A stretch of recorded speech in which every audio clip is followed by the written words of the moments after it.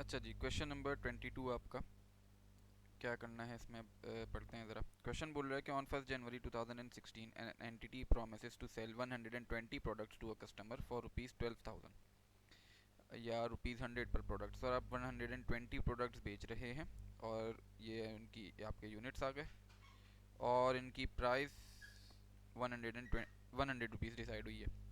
The products are transferred to the customer over a 6 month period. The entity transfer control of each product at a point in time. सही performance obligation आपकी satisfy point in time हो रही है. After the entity has transferred control of the 60 products to the customer, the contract is modified to require the delivery of an additional 30 products. तो मतलब आपका initial contract था 120 का, 30 products मजीद उसमें add होगा तो टोटल आपने 150 प्रोडक्ट्स अब उनको सप्लाई करने हैं. ठीक है, कॉन्ट्रैक्ट में मॉडिफिकेशन आई है.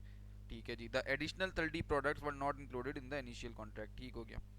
अच्छा, केस ए में क्या बोल रहा है. अच्छा, रिक्वायरमेंट में है कि accounting treatment as per IFRS 15. तो मतलब हमने केसेस पढ़ के उनकी अकाउंटिंग ट्रीटमेंट डिस्कस करनी है कि क्या क्या होना चाहिए.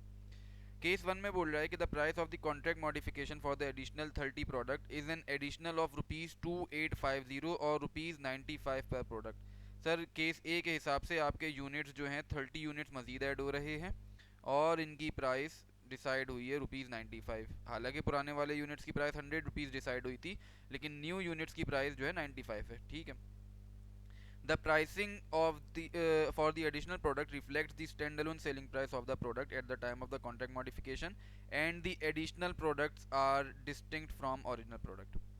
अच्छा, इसका अगर मैं ट्रीटमेंट बताऊं तो सर बेसिकली मुझे मॉडिफिकेशन डिस्कस करनी है. मैं एक काम ये कर रहा हूँ, मैं पूरा एक मॉडिफिकेशन का चार्ट बनाता हूँ छोटा सा. अभी सर ये सॉल्यूशन नहीं है, बेसिकली मॉडिफिकेशन की डिस्कशन है, मॉडिफिकेशन की एक्सप्लेनेशन है.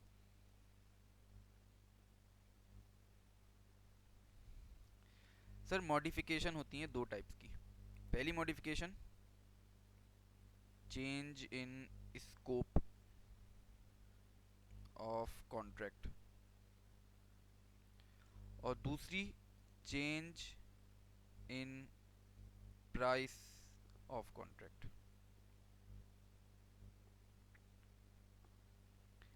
अच्छा सर, प्राइस ऑफ कॉन्ट्रैक्ट तो समझ में आता है, सिंपल सी चीज़ है कि आपने जो प्राइसेस पहले डिसाइड करी थी उसकी जगह अब कुछ और प्राइसेस डिसाइड हो गई. Change in scope of contract का मतलब क्या है कि सर आपके जो परफॉर्मेंस ऑब्लिगेशन है उसमें सब्सटेंशियल डिफरेंस आ गया. अज्यूम करें सर मैंने एक कॉन्ट्रैक्ट किया था एक बंदे से कि भाई मैं आपको 100 यूनिट्स दूंगा और इनकी प्राइस मैं रखूंगा 95 रुपीज़. ठीक है. कुछ टाइम के बाद मुझे पता चला कि 95 रुपीज़ मैंने कम प्राइस चार्ज करी है. मैंने उसको बोला कि भाई जो 100 यूनिट्स आपको दे रहा हूँ वो 95 नहीं बल्कि लेट से 105 हो जाएंगी. तो सर ये क्या आ रहा है, change in price of contract आ रहा है. मेरी परफॉर्मेंस ऑब्लिगेशन पे कोई डिफरेंस नहीं आ रहा, सिर्फ मेरी प्राइस ऑफ कॉन्ट्रैक्ट चेंज हो रही है. ठीक है. तो इसको मैं कैसे डील करता हूँ सर अपने अकाउंटिंग में. सर इसकी ट्रीटमेंट बहुत सिंपल है. It is treated prospectively.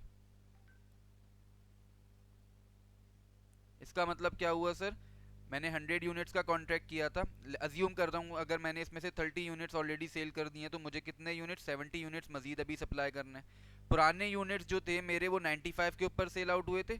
अब जो एडिशनल 70 यूनिट्स आ रहे होंगे उनको मैं 105 के ऊपर सेल आउट कर रहा हूँ. बस ये डिफरेंस होगा. सही. तो ये मॉडिफिकेशन ऑफ द कॉन्ट्रैक्ट में नहीं आता, simply change in the price of contract के तौर पे डिलीट होता है, डील होता है. ठीक है. तो अब change in scope of contract क्या हुआ कि सर ये इसी चीज को अगर मैं लूँ, मैंने बोला भाई 100 प्रोडक्ट्स हैं, मैं आपको 95 प्रोडक्ट्स 95 पर प्रोडक्ट के हिसाब से बेचूंगा. कुछ टाइम के बाद पता डिसाइड हुआ कि 100 की जगह मैं आपको 150 प्रोडक्ट्स बेच रहा हूँ. तो सर यहाँ पे मेरी परफॉर्मेंस ऑब्लिगेशन में डिफरेंस आ गया. तो मेरी परफॉर्मेंस ऑब्लिगेशन ऑल्टर हो गई. प्राइस भी अगर चले साथ ही साथ मैं अज्यूम कर लेता हूँ कि अपना एडिशनल प्रोडक्ट्स के लिए टोटल प्राइस आपकी पर यूनिट 90 रुपीज़ होगी. तो सर अब ये सब्सटेंशियली मेरी परफॉर्मेंस ऑब्लिगेशन डिफरेंट हो चुकी है. तो this shall be known as a change in scope of contract. ठीक है. अच्छा, प्राइस ऑफ कॉन्ट्रैक्ट की तो ट्रीटमेंट हमने पढ़ ली. अगर change in scope of contract होता है then it is called as modification of a contract.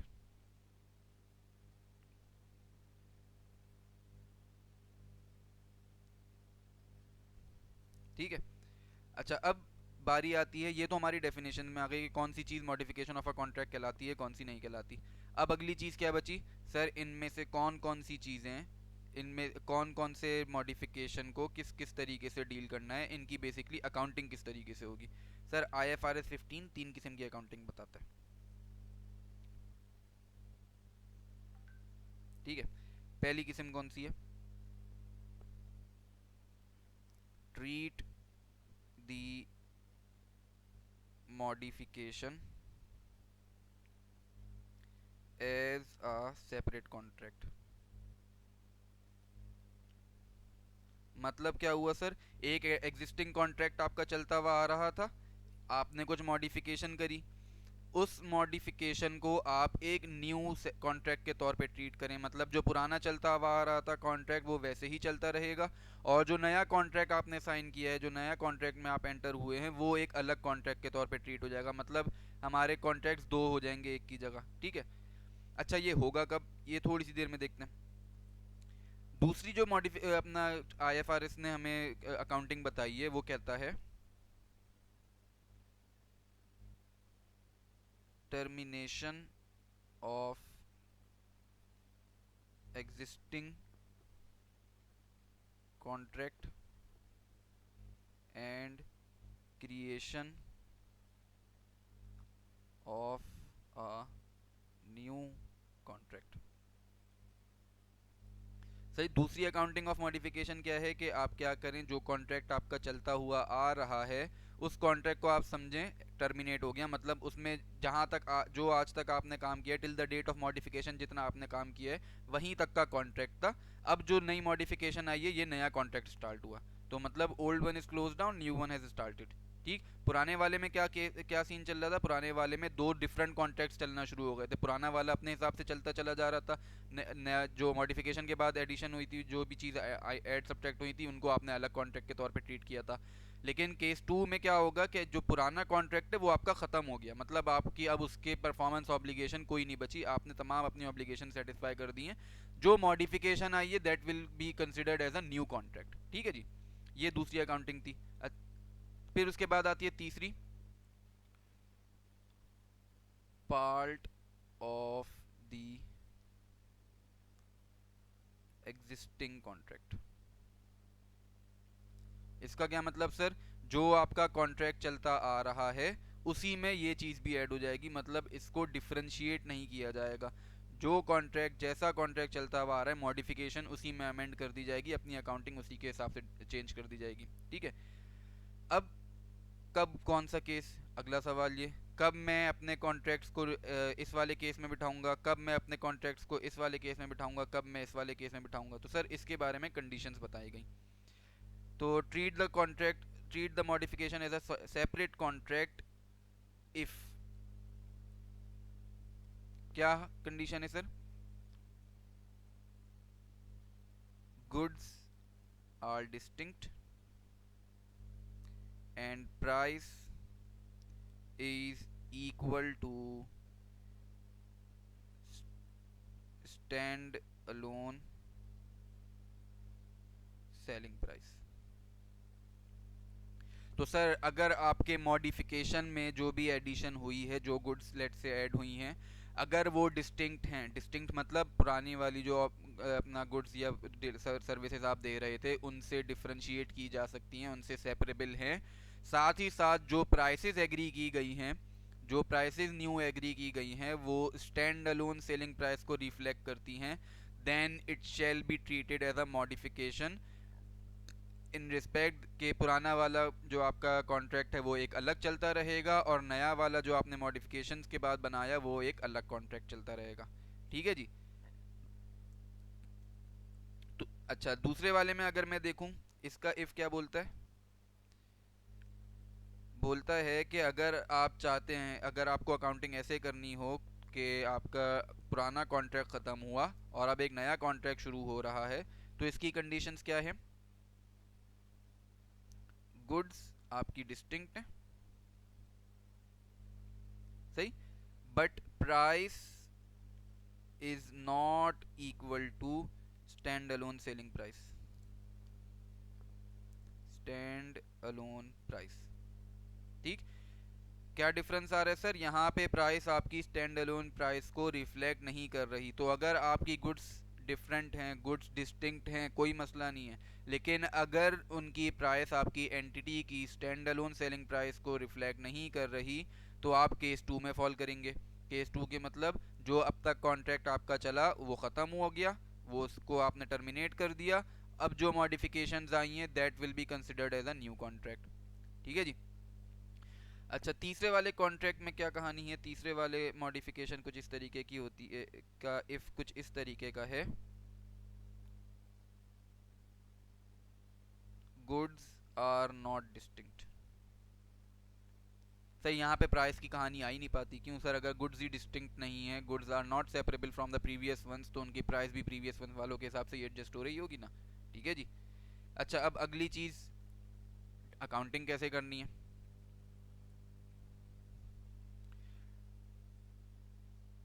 Sir इसमें तो कोई मसला नहीं है, दो अलग अलग कॉन्ट्रैक्ट्स चला लें आप, simple.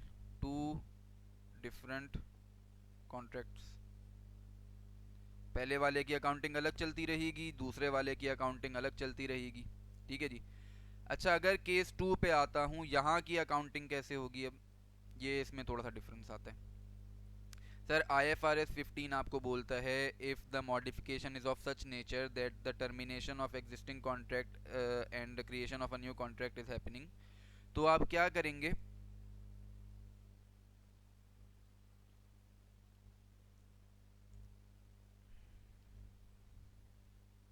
Remaining contract and additional goods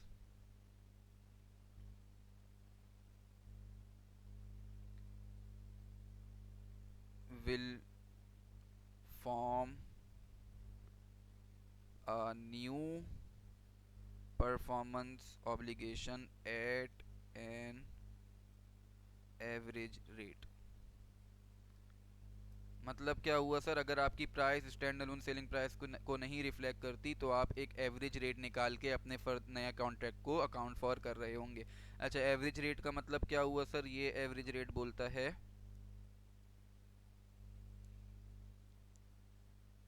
total sales to be made divided by total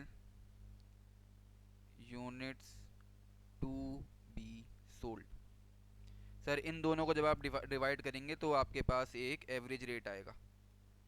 सही। और इस एवरेज रेट को लेकर आपने अपनी अकाउंटिंग को फर्दर प्रोसेस करना है। सही है।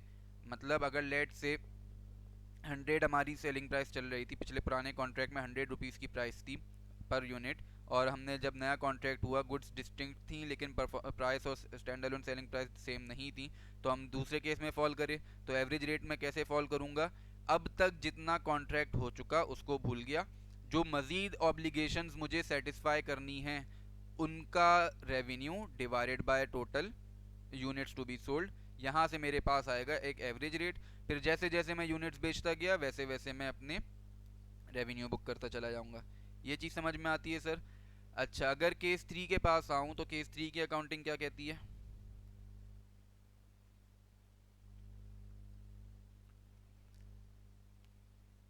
It shall be treated as the modification existed existed modification exist करती थी कब? At the date of inception. मतलब सर आप क्या करें, आप ये अज्यूम करें कि जो आपकी मॉडिफिकेशन आ रही है ये आज नहीं, ये उस दिन से मौजूद थी जिस दिन आप उस कस्टमर के साथ कॉन्ट्रैक्ट में एंटर हुए थे। तो इसका मतलब क्या हुआ कि सर रेवेन्यू आपका थोड़ा बहुत एडजस्ट हो जाएगा, रिसीवेबल्स लाइबिलिटीज़ आपकी इसके हिसाब से एडजस्ट होती रहेंगी। ठीक है जी। अब मैं आता हूँ ज़रा अपने केसेस के पास। ये हमारी सब मॉडिफिकेशन की एक छोटी सी समरी आ गई। अब अगर मैं केस डिस्कस करूँ, केस नंबर 1 क्या बोल रहा है? The price of the contract of modification for the additional 30 product is an additional rupees 2850 और रुपीज़ 95 पर प्रोडक्ट। सर 30 यूनिट्स आप बेच रहे हैं मजीद, 95 पर प्रोडक्ट प्राइस चार्ज हो रही है, पहले 100 रुपीज़ की चार्ज हो रही थी। The pricing for the additional product the pricing for the additional product reflects the stand alone selling price of the product.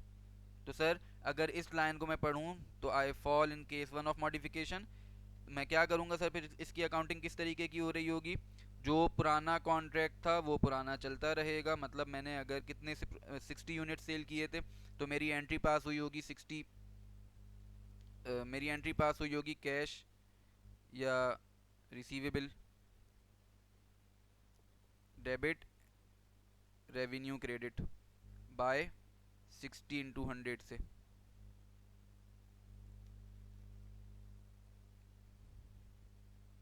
ठीक है जी। अब जब मेरी मॉडिफिकेशन हुई, मॉडिफिकेशन के बाद क्या एंट्रीज पास होंगी सर? दो एंट्रीज बना रहा हूँ। जैसे अज्यूम करते हैं, यहाँ पे फिगर्स आपको नहीं बताई गई, अज्यूम करते हैं कि आपने उसके बाद बेची 70 प्रोडक्ट्स आपने बेची। अच्छा, आपका जो पुराना कॉन्ट्रैक्ट था वो था 120 प्रोडक्ट्स का, उसमें से 60 प्रोडक्ट्स आप ऑलरेडी बेच चुके हो, तो बची आपके पास पुराने कॉन्ट्रैक्ट के हिसाब से 60 प्रोडक्ट्स। ठीक है, और 30 प्रोडक्ट्स जो हैं वो न्यू ऐड हुई हैं। ठीक है, अच्छा पुरानी वाली जो 60 थी ये वाली कैलकुलेट हो रही थी एट द रेट ऑफ ₹100, और जो नई 30 यूनिट प्रोडक्ट्स ऐड हुई हैं that were being treated at calculated at ₹95 per unit. ठीक है जी। तो अगर मुझे 75 यूनिट सेल करे मैंने, अगर मैंने 75 यूनिट सेल करे हैं तो मैं क्या एंट्री बनाऊंगा सर? रेवेन्यू कैसे रिकॉर्ड करूंगा? The old contract and the new contract shall be distinct, यही बोलता है ना भाई, क्या कहता है? Treat the modification as a separate contract. मतलब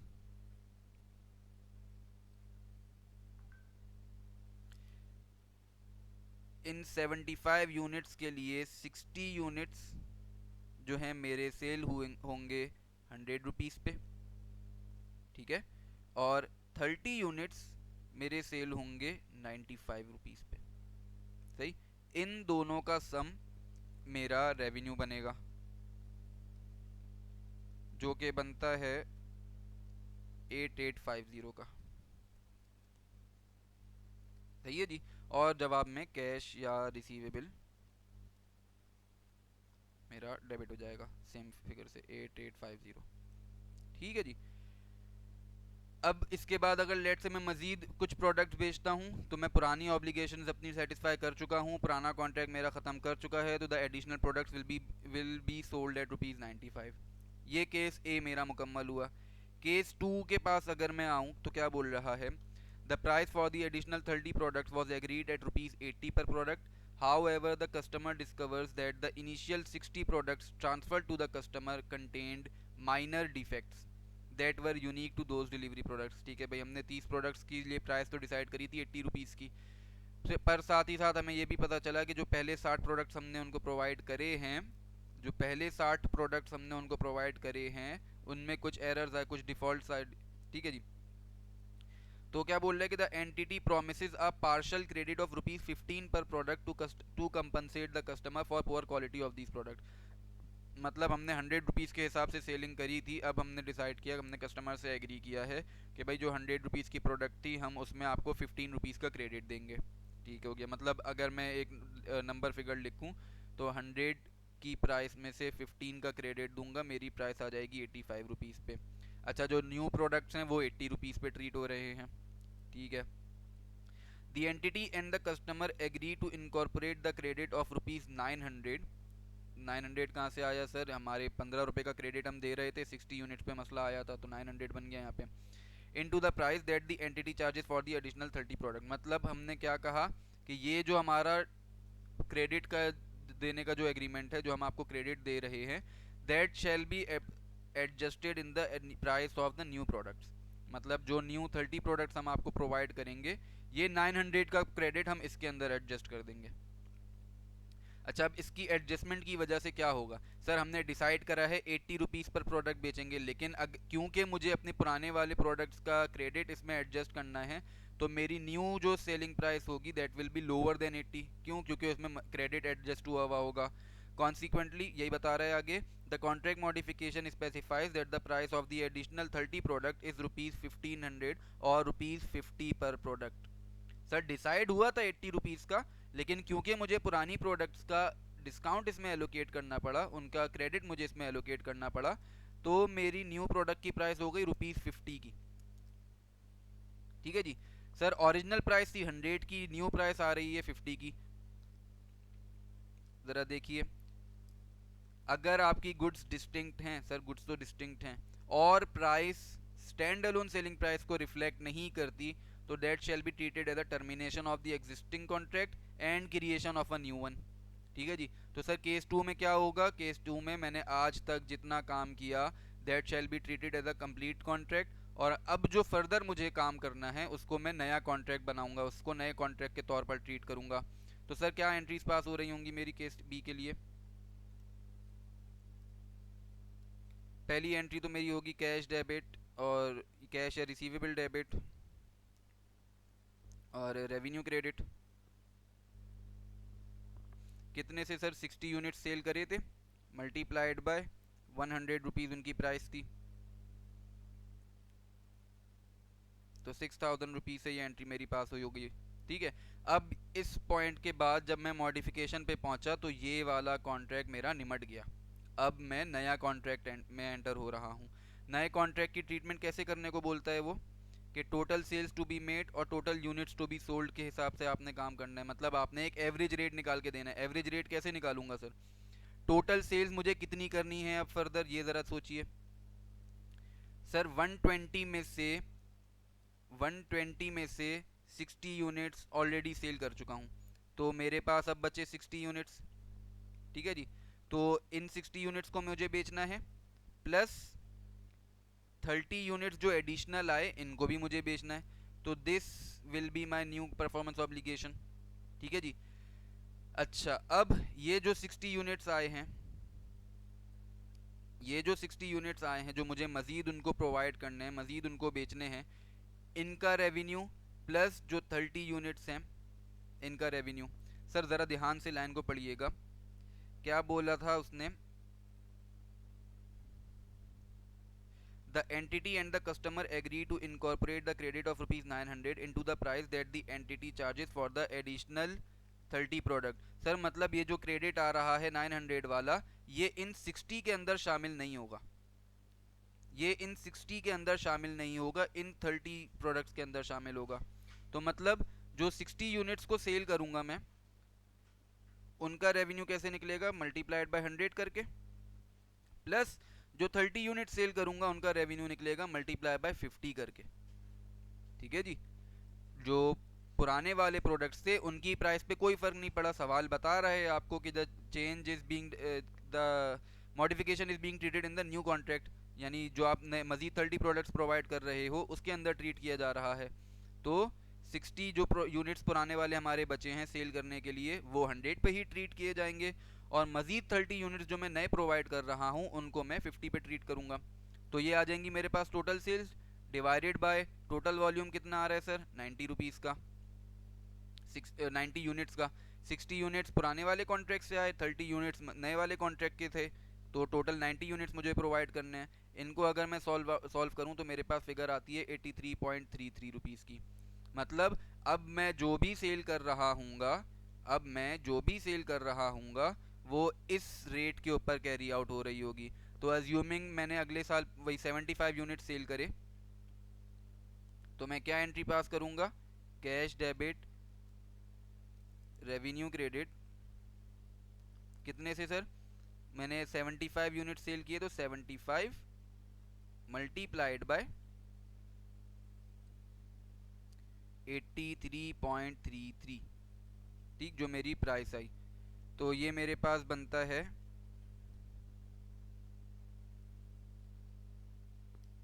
618.31 रुपीज़।